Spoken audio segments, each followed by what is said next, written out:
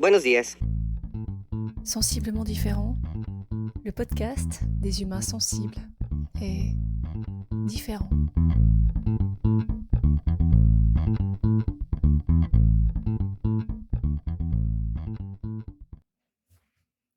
À l'origine, je ne suis pas une pro de la routine.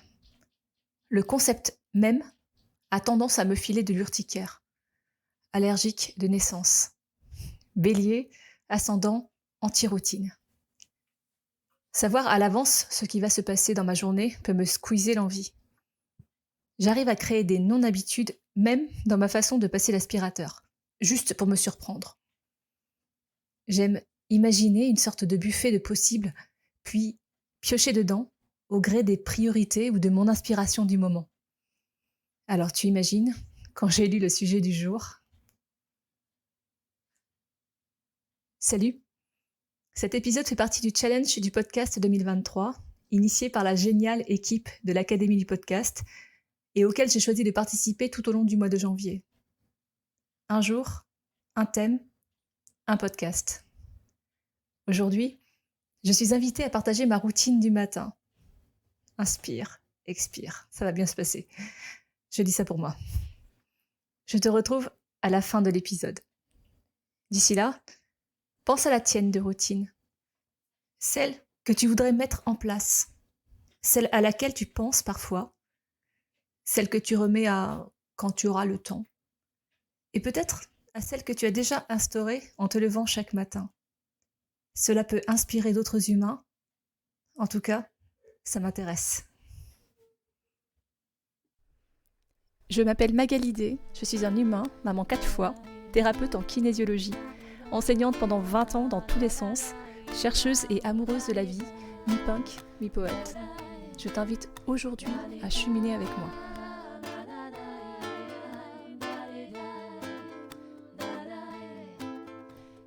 Abonne-toi à ce podcast que tu peux trouver sur toutes les plateformes pour ne rien manquer et participer à cette aventure extraordinaire, la tienne. Tu peux choisir d'être simple auditeur ou de devenir acteur.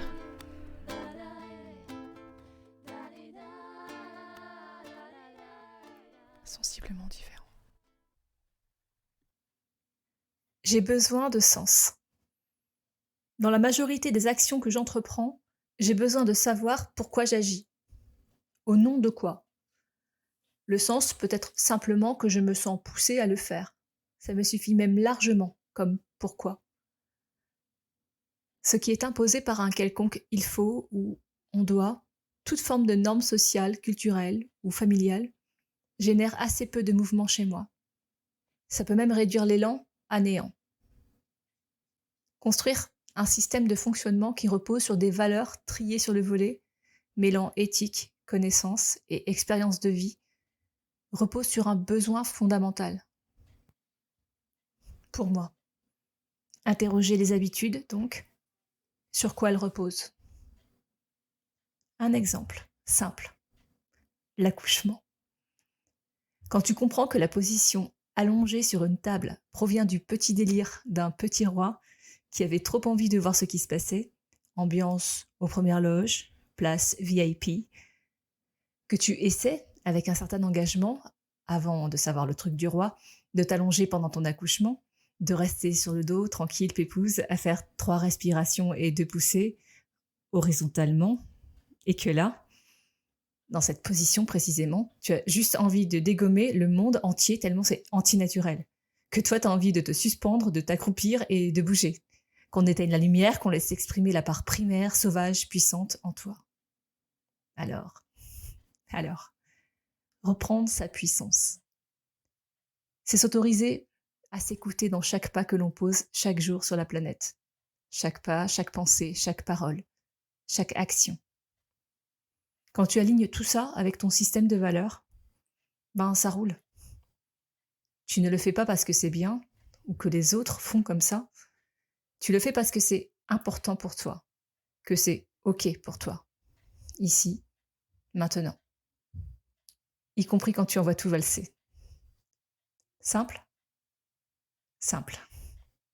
Tu sens se dessiner une ode à l'anarchie? En fait, non. Après avoir posé un non-cadre, je vais te déclarer que j'ai une routine du matin. Si, elle se construit petit à petit, par tâtonnement. Surtout, et surtout, et surtout, je m'intéresse aux bienfaits qu'elle génère chez moi, l'équilibre qu'elle engendre, ou, dit autrement, l'état brouillon que je ressens quand je ne le fais pas. Un bénéfice direct constaté, version on-off.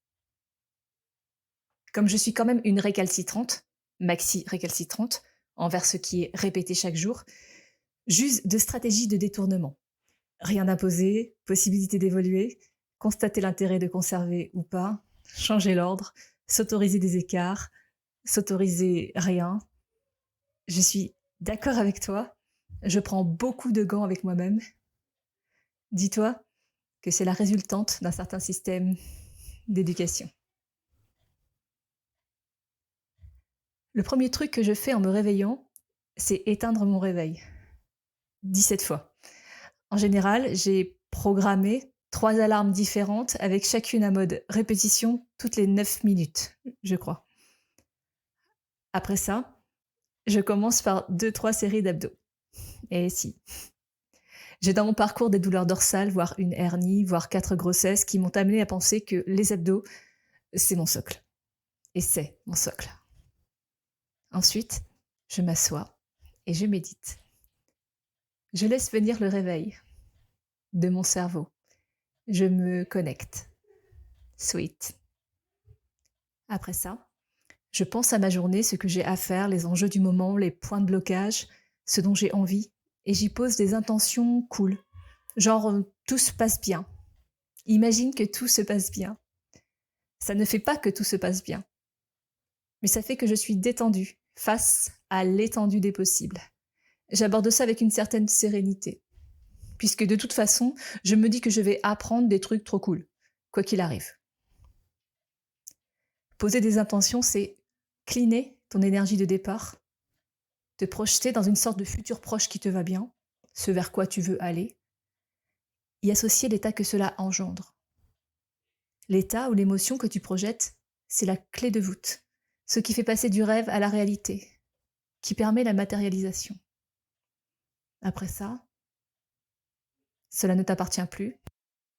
Il y a un certain lâcher-prise, car l'univers, seul, sait ce qui est bon pour toi. Ensuite, dans les journées où je ne suis pas hachée par le décalage horaire, je salue le soleil dignement, plusieurs fois. Je me mets à l'envers. Et voilà mon premier café. This is happiness. Éventuellement, je peux alors commencer à échanger avec d'autres humains.